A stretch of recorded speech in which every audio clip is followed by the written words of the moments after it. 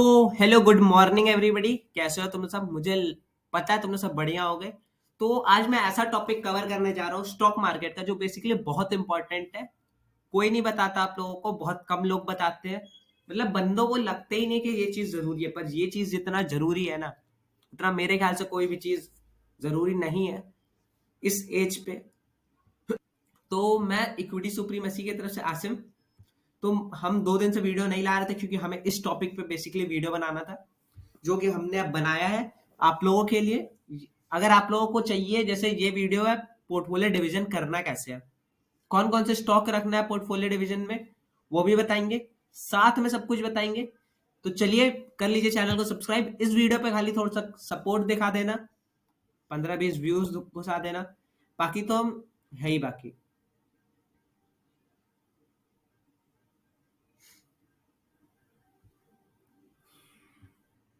तो भाई बंदों को लगता है ये आपका पोर्टफोलियो है। आज मैं आप लोगों को ऐसा चीज सिखाऊंगा जो बेसिकली आप लोगों को, आज आप लोगों का ये बेस बन जाएगा। ये आप लोग इस पे, फिर आप लोग इस पे प्लांट मतलब सीड आज लगाओगे, आप लोगों को फल मिलेगा। आज मैं ऐसा चीज आपका, ये जो मैं कुछ समय लूंगा वो वेस्ट नहीं करूंगा। बंदों को लगता है ये उनने कुछ 4 स्टॉक रख लिए, बन गया पोर्टफोलियो और उसे नाम दे देंगे पोर्टफोलियो का। नहीं जी, ये गलत है। सबसे पहले समझिए पोर्टफोलियो बनाते क्यों है। पोर्टफोलियो बनाते हैं अपन लोग प्रॉफिट के लिए, राइट? प्रॉफिट के लिए बनाएंगे, ग्रोथ के लिए बनाएंगे, इन्फ्लेशन को बीट करने के लिए बनाएंगे। सबका अपना अपना रीजन होता है पोर्टफोलियो बनाने का। मतलब सबका रीजन तो एक ही होता है कि प्रॉफिट चाहिए भाई। प्रॉपर कैसे क्या करना है सब समझाएंगे इस वीडियो में। तो चलो देखते हैं आगे। तो भाई देखो, जितना तुम लोगों को लगता है कि पोर्टफोलियो आसानी से बनता है, नहीं जी, वैसे पोर्टफोलियो नहीं बनता है। उसके लिए कुछ चीजें ध्यान में रखनी है। आपका भाई है, सब कुछ आपको एकदम आराम से सिंपल भाषा में समझा देगा कि पोर्टफोलियो डिवीजन करना क्यों है, कहाँ करना है, कैसे करना है, सब कुछ समझाऊंगा आप लोगों को। तो देखो, पोर्टफोलियो डिवीजन के कुछ कुछ पार्ट है। मान लो जैसे सबका कैपिटल तो 100% रहता है, तो उस पे से कुछ आप लोगों को दे देना इक्विटी पे, कुछ दे देना है आप लोगों को सेफ बॉन्ड पे। सेफ बॉन्ड जैसे गवर्नमेंट की बॉन्ड हो गई, गोल्ड हो गई, सिल्वर हो गई, रियल स्टेट हो गई, कुछ इधर लगाना है। और कुछ आप लोगों को देना है, उसे हम लोग कहते हैं जैसे आपातकालीन स्थिति पे। जैसे जब मान लो किसी का तबियत खराब, भगवान ना करे, सब बढ़िया रहे यार, हम भी रहे आप भी रहो, साथ में ग्रो करेंगे।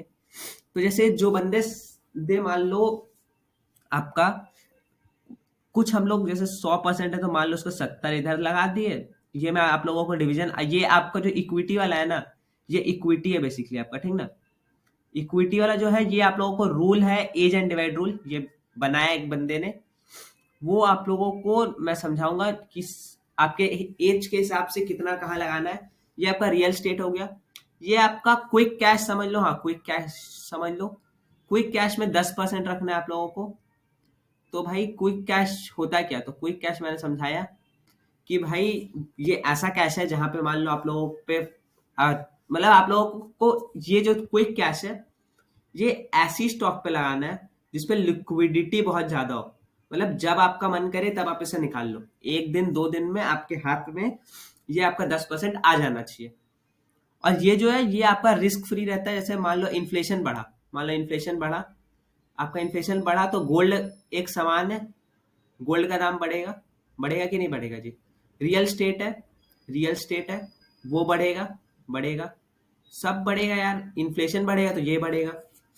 अब ये तो हो गया कुछ थिंग कि हमें ऐसा ऐसा डिवीजन करना, करना क्या क्या है वो बताता हूँ। तो चलो अब आगे बढ़ते हैं हम लोग पहले तो मैंने नाम लिख दिया है यार अपना, यहाँ पे नाम लिख दिया। रुको इसका कलर चेंज करते हैं वरना दिक्कत होगा। तो जो मैं कह रहा था, आप लोगों को इक्विटी पे कुछ पैसा लगाना है, सेफ हेवेंस पे कुछ पैसा लगाना है, और क्विक कैश पे कुछ रखना है। क्विक कैश जब कोई भी इमरजेंसी रहे तब क्विक कैश का यूज करना है। आप लोग अगर आपका कैपिटल 100% है, सबका 100% रहता है गाइस, इक्विटी पे 70 लगा देना मेरे ख्याल से। ये आपका, मैं इक्विटी का एक और रूल है वो रूल फॉलो करना, मैं एज अ नॉर्मल कह रहा हूँ। इस पे आप लोग 20 लगा देना क्विक सेफ हेवेंस पे, और क्विक कैश पे गाइस 10 रहने देना। तो अब चलो मैं आप लोगों को दिखाता हूँ होता क्या है। एक बहुत ही शानदार शब्द है जिसे हम लोग कहते हैं इनफ्लेशन। इन्फ्लेशन, HEDGE, हेज, इसे हम लोग इन्फ्लेशन का स्पेलिंग गलत है, इन्फ्लेशन हेज कहते हैं। एक सेकंड रुकना। इन्फ्लेशन हेज जो शब्द है वो बहुत ही बढ़िया शब्द है। तो चलो अब समझाते हैं। इन्फ्लेशन हेज से बचने के लिए मैंने कहा रियल स्टेट ले लो, गोल्ड ले लो। अब कहोगे भैया रियल स्टेट तो आता है 10-10 करोड़, 20-20 करोड़ का।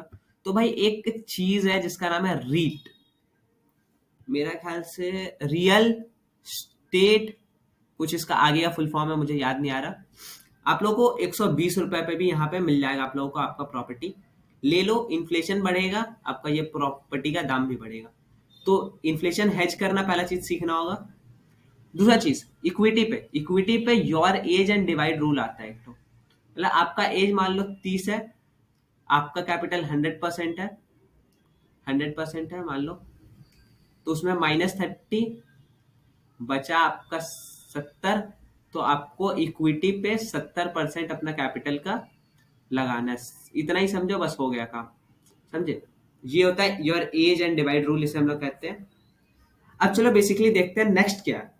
अब आप लोग कहोगे इक्विटी पे लगाना कितना, आप लोगों को कुछ ऐसे स्टॉक्स रखने हैं जो आपको ईयरली 8%, 9% का डिविडेंड आराम से प्रोवाइड कर दे।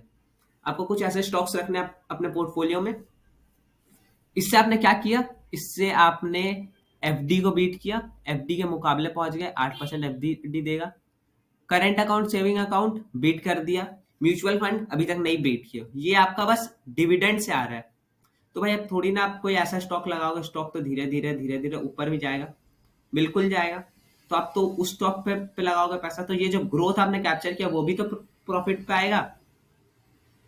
तो ये रहे कुछ चीज। अब मैं आप लोगों को बताता हूँ। चलो नया बोर्ड खोल लेते हैं फटाफट, आप लोगों को फिर आगे समझाता हूँ कि आप लोगों को कितना मिड कैप, कितना स्मॉल कैप, कितना कहाँ लगाना है। तो देखो आप लोगों को मेरे ख्याल से जो है मिड कैप पे कुछ पैसा रखना है। मान लो आपका 70% है, ठीक है, 70% है फंड। अरे यार ये तो अलग व्हाइट बोर्ड परेशान है यार, मैं गोला बनाता हूँ, ये स्क्वायर बना देता है उसे। 70% है मेरे ख्याल से, उसमें से 40%, 40% बहुत है, 40% आप लोग रख लेना लार्ज कैप। मेरे ख्याल लार्ज कैप कह रहा मैं, मिड कैप, मिड कैप पे रखना, मिड कैप पे रख लेना, कुछ फंड मिड कैप पे रख लेना। उसके बाद इसमें से 20% लार्ज कैप पे रख लेना। अरे कोई भी इसे गाली नहीं समझेगा, मिड कैप लिखा हो ठीक ना। फिर तुम लोग कहोगे गाली देता है।